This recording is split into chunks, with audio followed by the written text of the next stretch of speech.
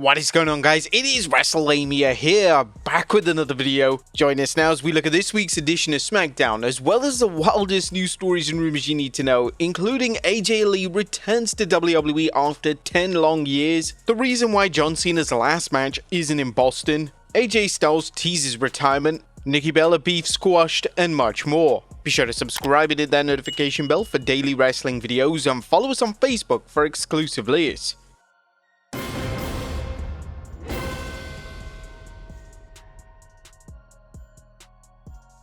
As always, we won't recap the matches for Smackdown, but just look at the good, the bad, and the downright ugly. As always, we start off with the good, as number 1, Cena's Smackdown Swan Song. Now it's over 2 decades of John Cena showing up on Smackdown are now over, and in hindsight, WWE did a good, if not great job sending him off. In fact, this was the very arena that Cena debuted on Smackdown on WWE, confronting Kurt Angle, just beautiful and sad in the same way. And John got to thank many of his fans and the many people who played a role in his incredible and some would say unlikely rise to become the face at WWE. Cena showed emotion, but he didn't rely on cheap pops or cliches, instead speaking from the heart.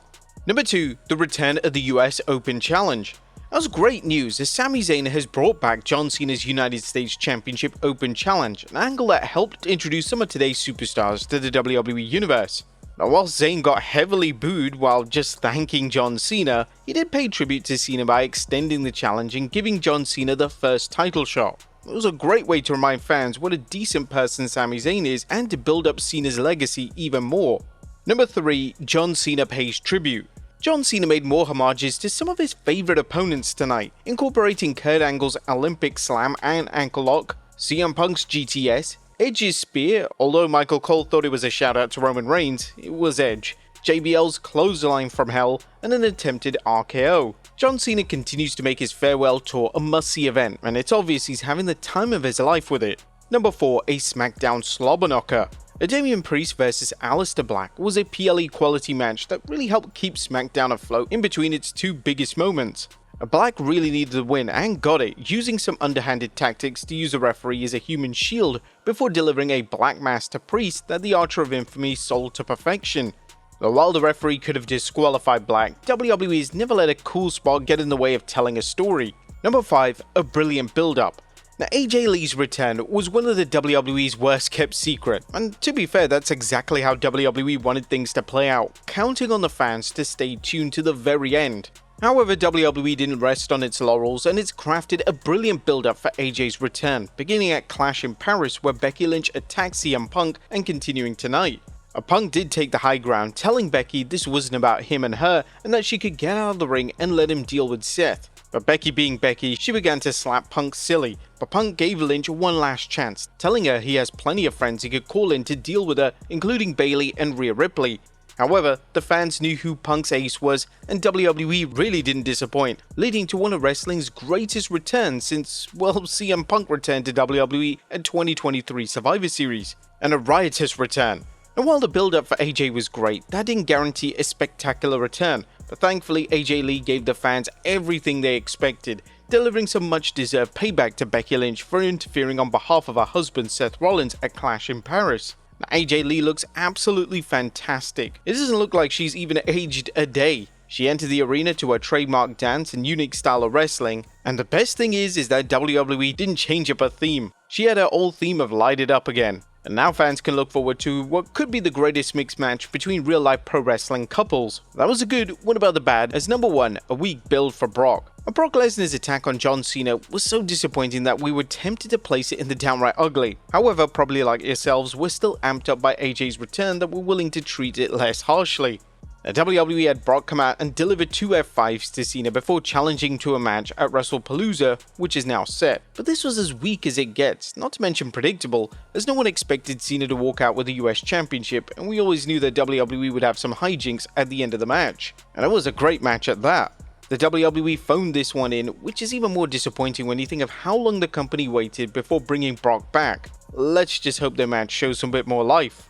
And number 2, flat finishes. A Smackdown didn't rest on the two big angles tonight of Cena's Smackdown farewell and AJ Lee's return. They did deliver some matches in between, and they were very good. Unfortunately, there were 0 clean finishes, which again showed lazy booking. It's incredible how WWE can pull off an amazing build and return for AJ Lee, yet delivered watered down content in between. Of course, nothing's gonna be perfect, right? That was nothing downright ugly. Tonight's SmackDown featured two bookends, John Cena's SmackDown swan song and AJ Lee's long-awaited return after 10 years away from the ring. And she didn't skip a beat. WWE could have played reruns of Mojo Rawley matches and fans wouldn't have cared as long as they had that big moment. Unfortunately, WWE didn't put too much effort into the middle parts. What do you guys think of SmackDown tonight? Let us know in the comments down below. Now let's move on to the news. Now first we look at the real reason why John Cena's retirement match is not in Boston. Atop of today's news is a shocking announcement that John Cena's final match will take place on Saturday night's main event on December 13th, but not in Boston, Massachusetts, it's in Washington, D.C. Yeah, fans were expecting the 17-time world champion to retire in his hometown are already venting their frustrations online. After all, what better place for Cena to retire than his hometown? Indeed, even John Cena's dad said the plan was for Cena to retire in Boston. However, that wasn't right. WrestleVotes dropped an exclusive this morning tweeting the details and that the show will air live from the Capital One Arena in Washington, D.C. John Alba is reporting that WWE has a method for their apparent madness. WWE had just announced John Cena will make his final appearance in Boston in November, which means that his last match in December will not be there. Sources indicated to me Boston went very hard for hosting it, but WWE wanted the city to cover the costs it previously hadn't for WWE events. But that's not all, as Alba added, Boston wanted his last match badly, and I know first-hand officials made a very strong push for it. WWE and TKO wanted Cena's last match to be a major tourism destination event. Doing that in December in Boston around the holidays isn't easy. Alba pointed out Boston officials were very upset with how WWE communicated the bidding process with them and some of the demands in comparison to past events in Boston. The WWE has such a hot product that TKO feels they can probably do whatever they like when it comes to pricing events, not only for ticket holders but for municipalities looking to book WWE events. It's a damn shame that we won't actually have John Cena's last match in his hometown, but the fact that it's in Washington DC, are we going to get an appearance from President Trump? Next up, Post Malone wants a WrestleMania match with Seth Rollins. Could rapper Post Malone join Jelly Roll as the latest musician turned pro wrestler? And Malone made some comments to GQ.com, and in case you missed it, Post was spotted at ringside with Jelly Roll at last Sunday's Clash in Paris. Here's what the 30-year-old rapper had to say. I did attend a WWE show. I think me and Seth Rollins got beef. Could put that on paper too. Me, Seth Rollins, WrestleMania 2026. Come on, baby. A Post confronted Rollins at the PLE, but nothing came of it. Nonetheless, Malone told GQ, I've always wanted to do that. I figured if I had a different musculature and different career path, I would have loved to have been a WWE wrestler. The last few years have shown WWE's willingness to bring in celebrities if said celebrities are willing to put the work in to get ring ready. Of course, not every fan agrees with the idea of celebs taking time away from full-time performers, and it's likely some wrestlers feel the same way. Would you guys like to see Post Malone try his hand in wrestling? Next up, AJ Styles retiring very soon. The phenomenal one seemed to hint retirement today as he posted a picture on Instagram showing an hourglass emptying the remains of his logo. Sports Illustrated commented on the social media post saying, the general consensus of the public was that the former WWE champion was hinting at retirement, which is a topic he has openly discussed in recent years. Styles has noted that he'd like to be done wrestling before he turns 50 years old, but fans and fellow wrestlers alike don't appear ready to say goodbye just yet. Now, as for AJ's remaining time in WWE, Fightful Select Sean Ross Sapp is reporting on an extension Styles reportedly signed and when it finishes. Sources close to Styles had indicated that the deal is up around February of 2026, which would have him expiring after the Royal Rumble and before WrestleMania season. We're told that WWE does hope to retain him after that period, but will evaluate things and his interest. Styles turned 48 this June, which means he has less than 2 years left before he hits the big 5-0. Is this a case of Styles getting fans excited about the latest episode in his career, or is he really hinting at retirement?